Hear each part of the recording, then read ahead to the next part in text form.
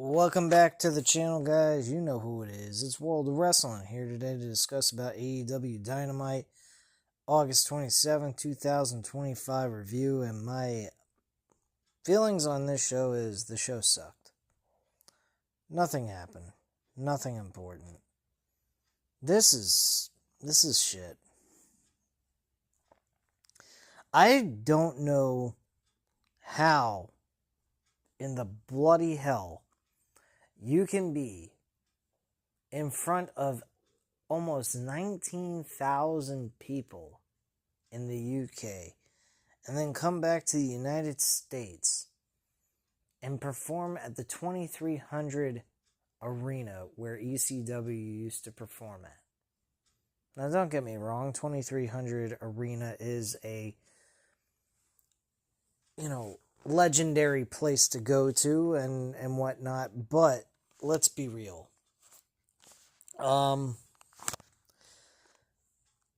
This is not where AEW needs to be. They need to be in front of like 10 to 15,000 people a night when they're doing these shows. I feel like AEW is not number 2 anymore. I feel like TNA is. I've been watching some of the episodes since after Slammiversary, and they're performing in front of like 4,000 to 5,000 people a night for every episode that they're doing. And this company can't even do that. They're performing in auditoriums. They're performing in front of 1,500 people. This is the type of size audience that TNA used to perform in front of. TNA is not doing that. They've elevated their game. They're somehow have figured out a way to get a connection with the audience, and their shows are not exactly all that bad either. This is pretty pathetic. And I don't know if you guys have noticed, but I have not been very happy with wrestling in general. I don't find wrestling to be entertaining anymore. It is getting very, very hard for me to even come on here and discuss this shit. It'd be easier if I was getting paid.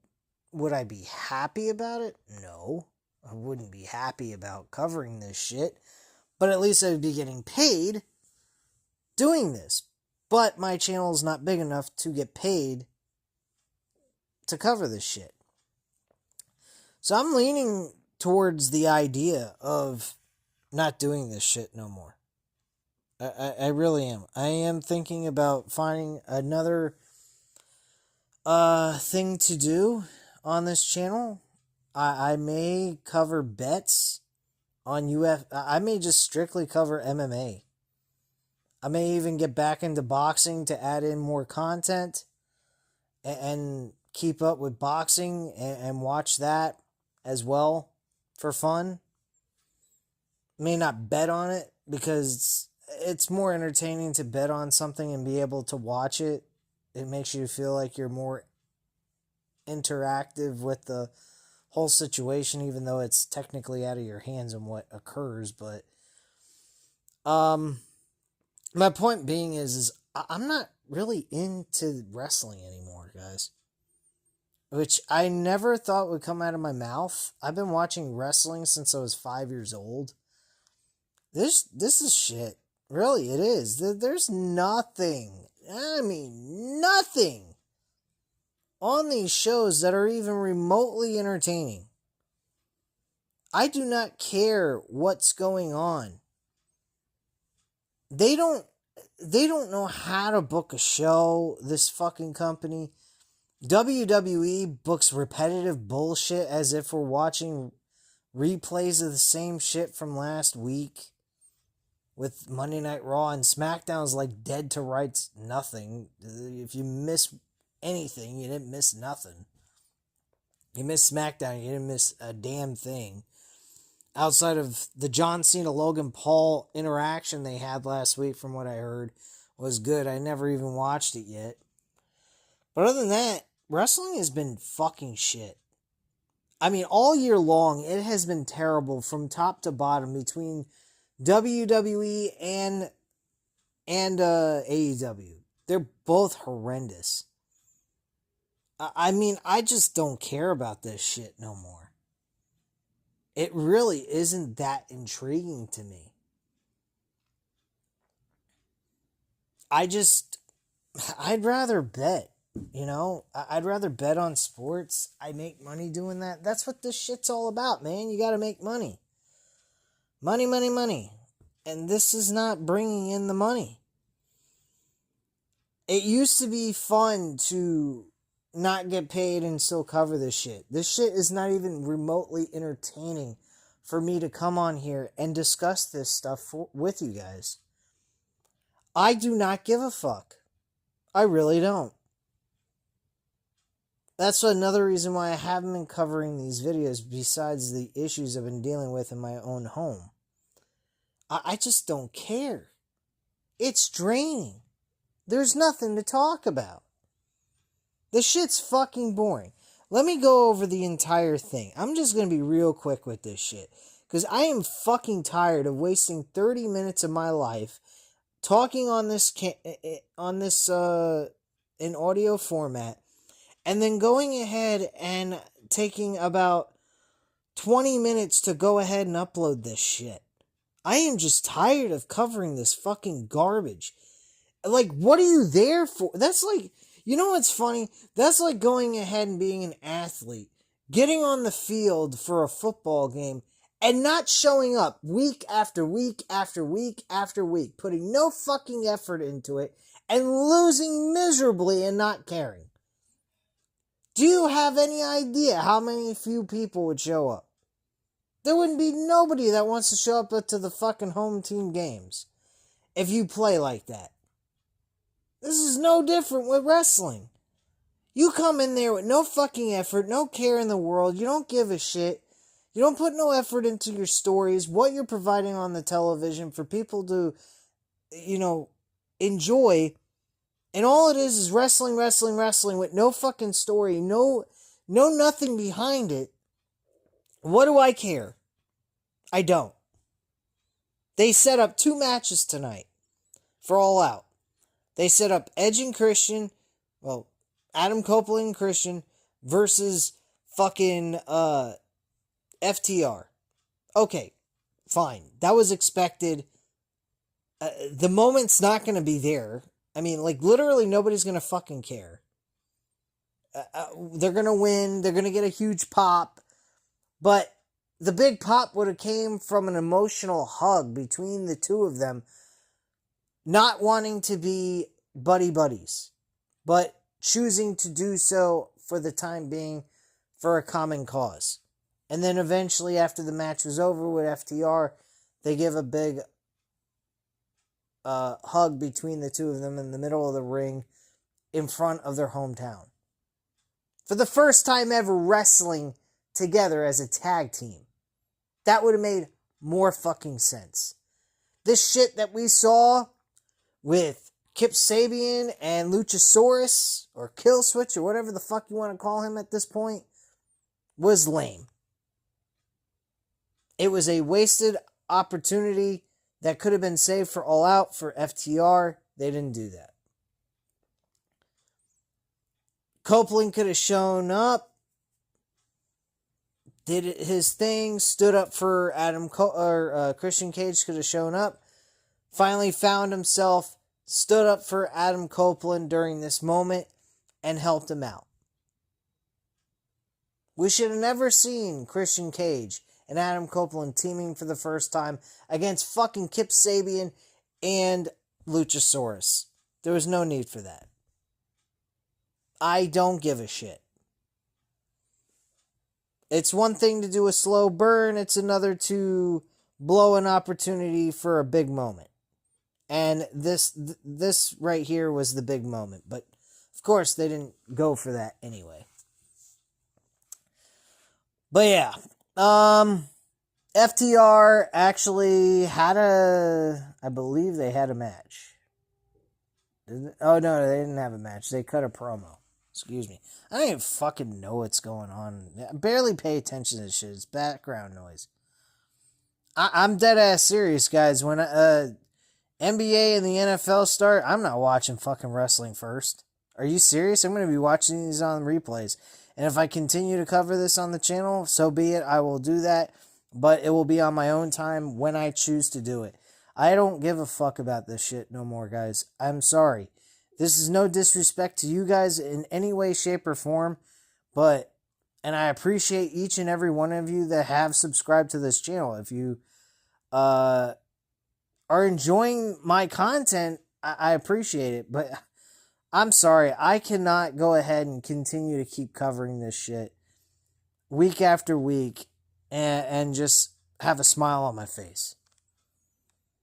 Or feel enthused to cover these shows. There's going to be some time, I'm just forewarning you guys right here and now. There's going to be some times where I'm just not going to care to fucking cover this shit, because it ain't worth my damn time. I prefer earning money at this point. If I'm going to sit here and watch this boring ass fucking wrestling, I want money in my pocket. Because this is garbage. This really is. I used to do this for fun, for entertainment, and everything else. And I used to find it even entertaining to be, to yell and scream and get mad over this shit. But as time goes on and you see this shit countless times over and over and over again, it starts making you say to yourself, what am I fucking wasting my time for?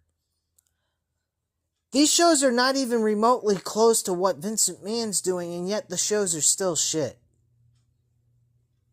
He used to have wrestlers go on the show and smiling and acting like they're on the fucking Wheel of Fortune or the fucking Price is Right shit. That's the level of wrestling we got from Vince McMahon. We no longer have that. Now we got ultimate boredom beyond recognition. This is absolutely horrendous. These people are not even showing up to do a good job and put effort behind what they're providing to the fans. AEW is all work rate, no nothing. Outside of the work rate, there's nothing available to the viewer. There's no hype up building up towards the pay-per-view. Would I say Forbidden Door was a successful show, wrestling work rate wise? I mentioned this before. Yes, it was. It was a good work rate pay-per-view, if that's what you were looking for. If you're looking for the whole thing between entertainment and work rate, you weren't going to find that here. And logic, forget it. It was out the fucking window. That's all AEW has. No logic. They have no fucking logic whatsoever. They try so hard to be so fucking different from the competition, yet they make themselves look like imbeciles. They are fucking idiots. I am just tired of watching this crap show.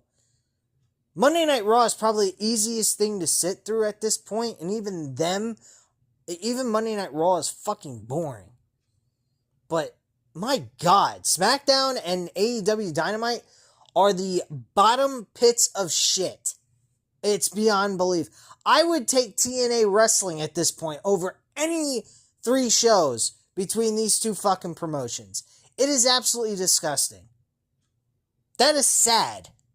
TNA, a fucking company that at one point was at its highest point in its existence, earning about over 1 million viewership every fucking week on TNA Impact, and they blew it by going ahead and trying to compete with WWE, and then they fell apart as time went on.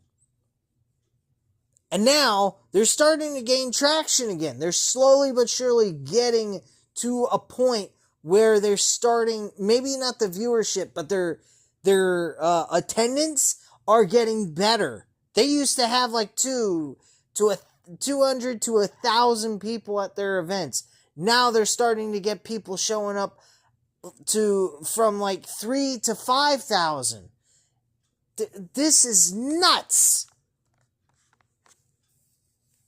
This company performed in front of 18,000+ people And then they come back to the U.S. and they're performing in front of maybe, if they're lucky, 1,500 people. This is fucking pathetic, but let's get into the crap. So, FTR tries to address what happened on Sunday during their match, but a combination of tech issues. Yeah, tech issues. This is a fucking second best company in the United States, and they have tech issues like this. He doesn't even know that he can fucking be heard. What a dumbass. Excuse me. And a loud crowd make it difficult. Dax talks about the miscarriage of justice taking place at Forbidden Door, addressing the fact that they couldn't win the tag titles. The crowd tells them to shut the fuck up as Hardwood presses on, claiming the illegal man pinned him.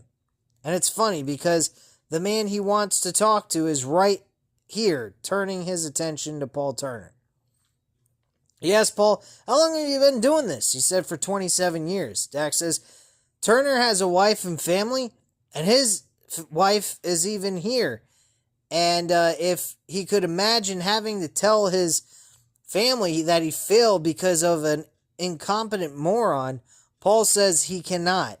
And Dax uses this to say that Turner can right this wrong by reversing his decision and naming FTR as the tag team champions. Yeah, sure, that's going to happen. Turner says that unfortunately his decision stands. This riles up Stoke, who calls Turner a moron, saying he wants to appease these idiots. But he wants to do the right thing. He can reverse this decision. He said something else, but that got censored. And this leads to a standoff with the referee before Cope's music hits. Copeland makes it down toward the ring, but looks over his shoulder as he's waiting for Christian Cage, only for the Patriarchy to slide into the ring, taking Dax down with a kill switch. This leads to Cage and Cope going at FTR while the officials and security rush to break things up. As FTR and Stokes start to step away from the ring, Cage grabs a microphone to say that Adam helped him deal with his problems at Forbidden Door, so now he's here to help Adam's problems. He starts to go into it about Dax and Cassius having fathers, but Copeland interrupts and lays out the challenge for All Out in Toronto. CNC versus FTR, and Cope will get his pound of flesh. Then we get a video package from Darby Allin talking about his track up Mount Everest and how it got him to thinking about his revenge against the Death Riders after everything they tried to take away from AEW. At All Out, he promises to take everything away from Jon Moxley. So apparently Jon Moxley and Darby Allin have a match, but it's rejected by no other than Wheeler Yuta. Wow, this shit makes so much sense. So Jon Moxley is accompanied by Wheeler Yuta and Marina Shafir as he heads to the ring for our opening match. Out next is Daniel Garcia, and this match gets underway. Personally, this match was okay. I wouldn't say it was terrible. Of course, Jon Moxley wins. Daniel Garcia jobbing out, doing what he does best. Jon Moxley wins the match. After the match, Wheeler Yuta grabs the mic, has a microphone as he tells Darby that Mox does not want to waste his time to Darby Allin. So Yuta delivers the message that the answer is no. Obviously, this is not going to be acceptable, and that we're going to see this match take place whether he likes it or not. He leaves the ring as we see Mox and Garcia having a verbal spat on the outside before the Death Riders leave through the crowd. And Garcia makes his way up the ramp, telling the camera to get out of his way as we cut to a commercial break. Fantastic. Back from the break, Wheeler Yuta still has plenty left to say. He talks about living in this city and how he used to wrestle and break his bones in this city, and for what? For the chance they keep giving him? He talks about how the fans have done nothing for the likes of Will Ospreay, Chuck Taylor, and Bryan Danielson. But he's interrupted by the hook signal up on the wall before the last ever FTW champion makes his way out to the ring. The two men go at it until Hook catches Yuta and in the red rum to make him pass out. He then heads up the entrance as the crowd chant his name. But what the fuck does Hook have to do with Wheeler Yuta? Like, what the hell? What the fuck? Whatever. I don't know. Maybe something I'm forgetting that happened with Hook, but we haven't seen Hook in forever. He had one appearance. It looked like he was upset with Samoa Joe, and then disappeared. And now he comes back, he's attacking Wheeler Yuta. Apparently someone's got amnesia or brain damage or something in creative. Who the fuck cares? We get a post-Forbidden Door interview by MJF, who addresses losing to Hangman Adam Page and dealing with Mark Briscoe. He also talks about Tony Khan telling him he can no longer cash in his rightful title shot whenever he chooses, promising that when he signs the dotted line, it won't be for the AEW World Championship. It will be for Page's soul. Okay, so apparently not also does The Rock want souls, apparently MJF wants a soul as well. Jesus Christ. Megan Bayne and Penelope Ford kickstart another match against Harley Cameron and Chris Statlander. I don't care. Who the fuck gives a shit? Harley Cameron and Chris Statlander, of course, win the matchup. Bayne looks to go after Statlander post-match, but Willow makes her way out to make the save on to protect Statlander, who apparently is being considered a former friend.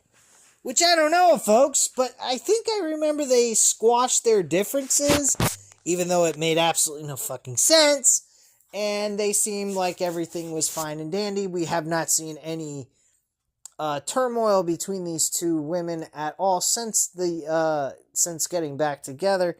And yet they're stating they're former friends, as if things are still not good in the hood between these two ladies. I call bullshit. I also call AEW is a complete incompetent group of people who cannot put a show together. I don't know how anyone can defend this company. Really, like, how the fuck can you defend this shit?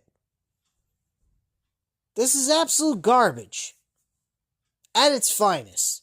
I've never seen a company so disorientated and completely, utterly dumb and have logic out the ass. And maybe, maybe dementia problems. I don't fucking know. But there's something seriously wrong with these people in creative. They are shit.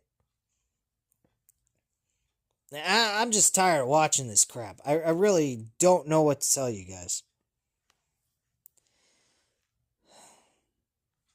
Alright, so we're back at ringside. A whole setup within the ring with 8 belts on a table and balloons in the corner.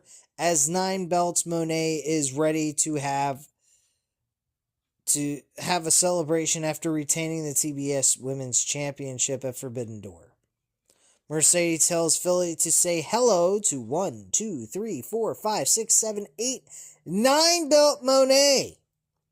Renee talks about the busy and successful week the champ had, culminating in retaining the TBS Championship at Forbidden Door. Monet hypes herself up as the greatest of all time, invoking the name of Ultimo Dragon, and looking to smash his record of holding 10 belts at once. Oh my God. For the love of God's sakes, do not do this.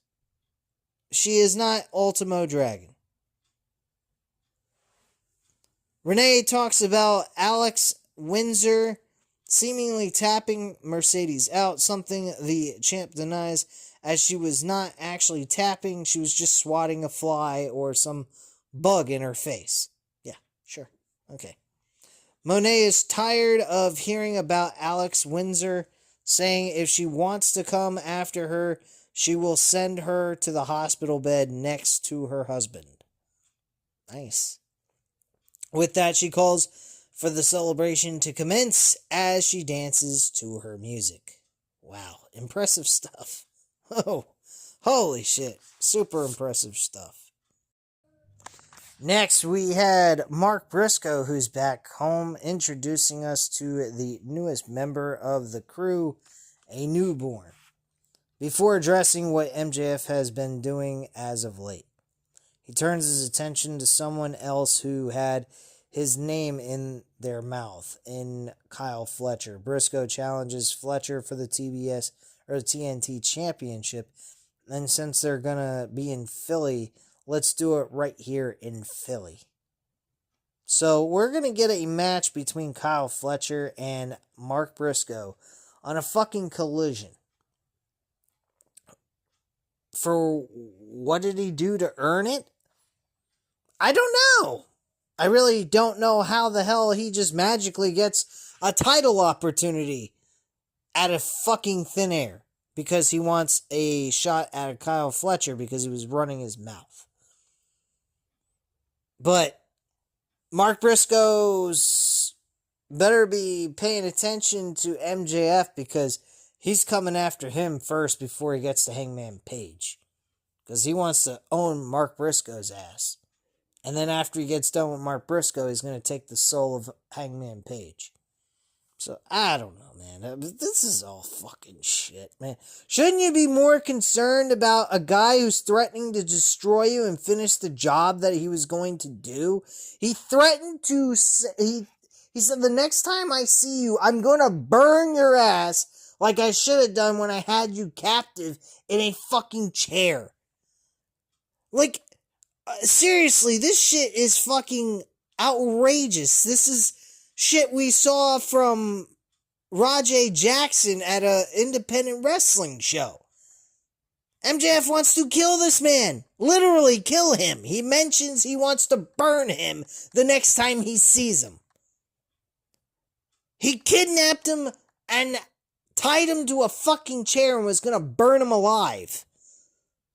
How's this shit even fucking legit? How can you take this shit seriously? This is not normal fucking crap. This is legally against the law. It's fucking against the law.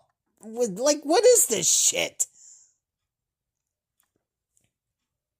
I mean, if I was Mark Briscoe, I'd be looking for a fucking restraining order, a hitman to kill MJF's ass. Have a security guard, something. Go to the police. We got this Why aren't they implementing real life situations? You got a man who wants to burn another human being alive. He should be going to the cops. I mean, there was a segment back in 1996 with Brian Pillman and Stone Cold Steve Austin that was straight up as real as you can get. I'm talking about gun in the house. He's gonna shoot fucking Stone Cold Steve Austin because he's threatened for his life. The Steve Austin breaking into his home. Cops there trying to stop Steve Austin from breaking into the man's home. Where the fuck... You want to go that fucking crazy? Why aren't we getting something like that? Some realistic shit. This is not realistic. You kidnap a man, you threaten to burn him alive. There should be something going on here that we're making it realistic. I mean, this is full-on fucking murder. Nothing going on. Mark Briscoe's worried about a TNT Championship match while he's got a man who's threatening his life the next time he sees him. He's gonna burn his ass alive. What the fuck kind of logic is this? Mark Briscoe, also, another thing I want to address. Mark Briscoe was not even mad. He sounded very calm, cool, collected, as if he was just going in for another competition for a championship belt against Kyle Fletcher. Why are you focused on Kyle Fletcher for a TNT title? Are you out of your fucking mind? This is what gets me, man.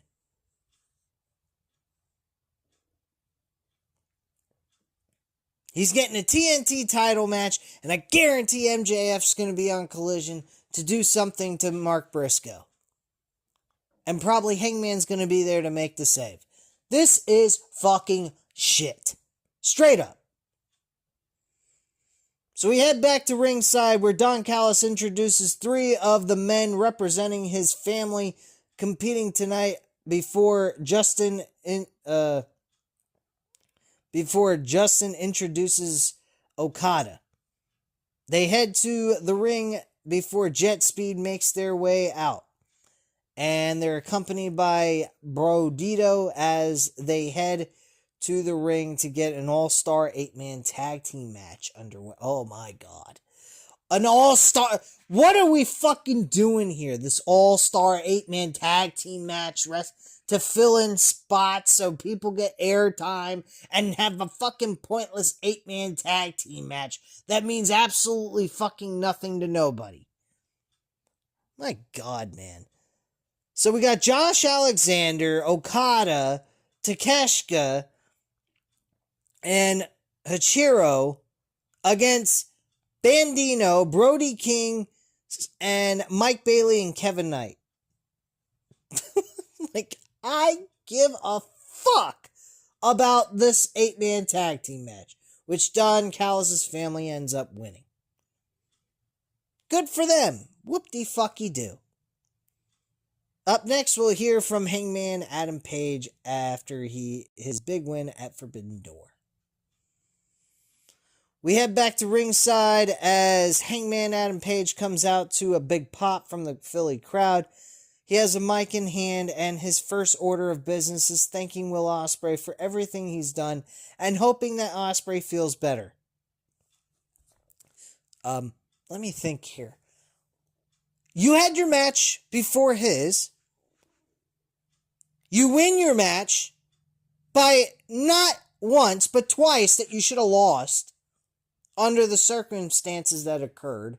The referee didn't see your foot on the rope, which he purposely tried not to, which looked absolutely ridiculous. You put him through a table in a regular singles match, which should be considered a disqualification, which it wasn't. The referee counted to 3 without seeing your foot, was trying not to on top of it, as I just said. And you still get to retain your title. I'm sorry to say, but you're not a hero. You're not a baby face. MJF was fucking screwed out of the title. How does that make sense? Why would you have a heel getting screwed out of a fucking title match? That works on the other side of things, where MJF screws Hangman Page out of a title match. Apparently, the referee was probably paid off by Hangman Page not to get screwed in this match. Favor me. Act like I didn't cause a disqualification and break any rules by putting him through a table. Oh, and if you count to 3, just pass out. The rules change as you go along. If you don't call for the bell, it doesn't count as a win. What the fuck is this shit? But yeah, he goes ahead. He wins his match by a fucking overbooked, convoluted fucking idea of a way of booking a match. Which, my God, man, they have got to stop trying to be different and just follow the basic rules of booking a fucking match and make sense of it. You put a man through a table, it's a disqualification. You make the stipulation that he gets disqualified, he loses the title, he loses the fucking title. It's simple as that. Unfucking believable. This is why I'm getting fucking tired of watching this shit. Not to mention it's fucking boring as hell. For 2 straight hours. But he hopes he feels better. But in the meantime, he's getting his brains kicked in with a fucking chair. Will Ospreay I'm talking about. Hangman Page is done with his match. He's been chilling backstage the whole time. You'd think he would have gotten in the ring, tried to climb over the top of the cage, and fucking make a save for a guy who sacrificed himself twice. No, just once. Excuse me. He sacrificed himself once. But he sacrificed himself twice for the name of AEW.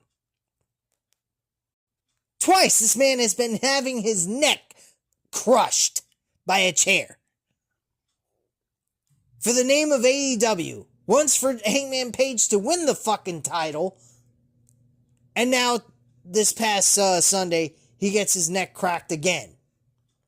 During this matchup after the match was over. Trying to just celebrate in the ring, and it was his only match he was going to have until he got surgery. And once he got the surgery done, he wasn't supposed to wrestle after that. So he was supposed to get the surgery right after the match was over. Following that. So, I don't get this shit. I really don't. But, you know, it's just me. I'm just being a complaining, whining, sorry little bitch. Right? Right. Sure. I'm sorry to break it to you guys. The fucking show sucks. But he hopes Will Ospreay feels better. Sure. If I was Will Ospreay, I'd say, fuck you. Where the hell were you to save my ass from getting my neck crushed? Get the fuck out of here. Tries not to make a habit of speaking for others, but he will make an exception to say we all hope Ospreay comes back soon. And when he does, he hopes Ospreay will challenge Hangman for the world title. I hope he's the man that fucking beats you outside of MJF. If MJF doesn't win it, I want Will Ospreay to win the fucking title. Fuck you. Yeah, fucking break, man. Page turns his attention to MJF, who tried everything he could to take the title away from him at Forbidden Door. And he failed. No, he didn't. He beat you. Twice, you fucking scumbag.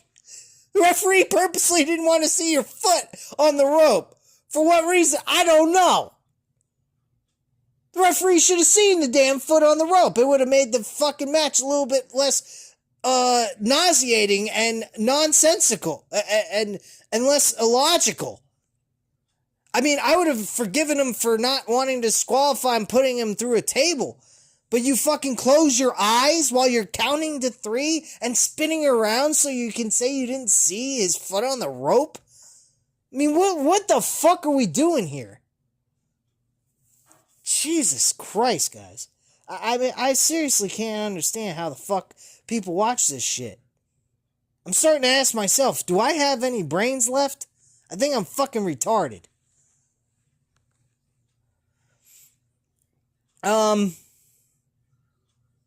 He addresses the fact that MJF has to give 7 days notice, promising that he will beat MJF down before the ink dries on the contract. Sure. Page is interrupted by Don Callis, who says the only reason Page ever got the title the first time was because a weakling in his family, Omega, was the one defending it against him. He says he wants the title back on the Don Callis family, and there's a whole locker room ready to challenge. He knows because he's signed half of them. Yeah, you've turned your fucking Don Callis family into the modern day NWO, only you're not doing anything close to what the NWO did back in the day. Calls out for his family to come to the ringside surrounding the champ on the outside, but Page gets the drop on them to fight back. They bring Hangman into the ring, but out comes Jet Speed for an assist. Are you fucking serious? Jet Speed. We get Jet Speed to come in. What the fuck am I watching here? Callis hands a steel baton to get the beat down on Bailey and the rest, but Kenny Omega's music hits to a big pop as he comes running down, blowing past Hashiro on his way to the ring. Archer goes for a chokeslam but gets hit with the baton before Omega takes him to a knee. Bailey helps clear the ring as we get a combo buckshot lariat and V-trigger, sending Archer to the mat. He rolls out of the ring as former tag team champions Page and Omega embrace, joined by Jet Speed as the Don Callis family regroups on the outside of the ring. Wonderful. We get a promo from Toni Storm and Mina Shirakawa, the latter showing how well her hand is by slapping the Timeless One in the face. Toni is thrilled that she's back as we cut between the pair and Athena promising to send Mina off to the top of the 2300 arena at before Dishonor when the Ring of Honor Women's Championship is on the line. That's not a bad match. I think that's going to be pretty good. Hopefully Athena retains. Back at ringside, we get the matchup, a 6-man tag team match. We go from 8-man to 6-man. And we got the Trios Championship being defended against Ricochet, Bishop Khan, and Tawa Leona. The shitbags. Whatever the fuck you want to call them. This was shit. I barely paid attention to this. Don't give a fuck. And Samoa Joe got the win by submission. Obviously, they weren't going to lose the Trios titles right off the bat to some random fucking 6-man tag team that just formulated a couple of months ago. Gates of Agony help Ricochet to his feet, but as the Hurt Syndicate's music hits, they drop him back to the mat so they can so they can go on the attack. Benjamin and Lashley go at it with the Gates of Agony fighting back through the entrance, leaving Ricochet in the ring as we go to a commercial break. There's been enough talk. It's time for the main event between Claudio Castagnoli and Darby Allin in a Falls Count Anywhere match. This wasn't a bad main event, but again, why are we watching these men? These were the same men that were in a steel cage match. They brutally beat the shit out of each other. They must all be sore as hell. You had Darby Allin falling from 15 feet in the air from the top of a fucking steel cage with Gabe Kidd falling through 5 tables stacked up on top of each other and hitting the fucking floor. What the fuck are we doing here? And then we put him in another barbaric matchup where again he's being placed through fucking tables, and same with Claudio Castagnoli where he was in the same exact match, probably bruised up and sore as hell, and you're putting these guys through more fucking agonizing pain. Why? Do you not care about your roster, TK? Do you want these guys to kill themselves? I mean, what the fuck is wrong with this guy? He honestly does not know how to run a business. He does not know how to manage these guys properly where they don't injure themselves severely bad and keeping them on the shelf. He's got so many fucking injuries on his roster. It is downright sickening. He needs to learn injury management, learning how to manage these guys so that they're not putting themselves in any dangerous wear and tear on their bodies. This guy is a fucking imbecile. You do not put men in the ring wrestling after they had a fucking 30-minute plus barn burner hardcore matchup where you had a fork go through a man's fucking ear, literally on national television, and then drive him 15 feet from the top of a steel cage through 5 fucking tables stacked up on top of each other, and then put him in a Falls Count Anywhere match where he's doing more of the same shit. I just don't understand this fucking logic. And how this man Darby Allin goes out there and does this shit after he already did it a few days ago on a Sunday is beyond me. I am completely lost and dumbfounded why he would even want to do that. The man should be getting a week off. Give a man a week off, cut a promo like you did tonight, and then have him wrestle Claudio Castagnoli a week later. At least you give him a whole fucking week plus a few extra days. He can heal up, chill out, relax, and do what he needs to do to heal up and be properly prepared for a match like this. You don't put someone through that kind of shit multiple times in 1 week. What the fuck is wrong with this doofus? This shit's over. I'm done with this fucking review. I hope you enjoyed the review. If you did, hit the like button, hit the subscribe button if you're not already subscribed to the channel, and leave a comment down below. I'll definitely get back to you on that, and I thank you guys very much for watching. Have a great night, guys. Bye.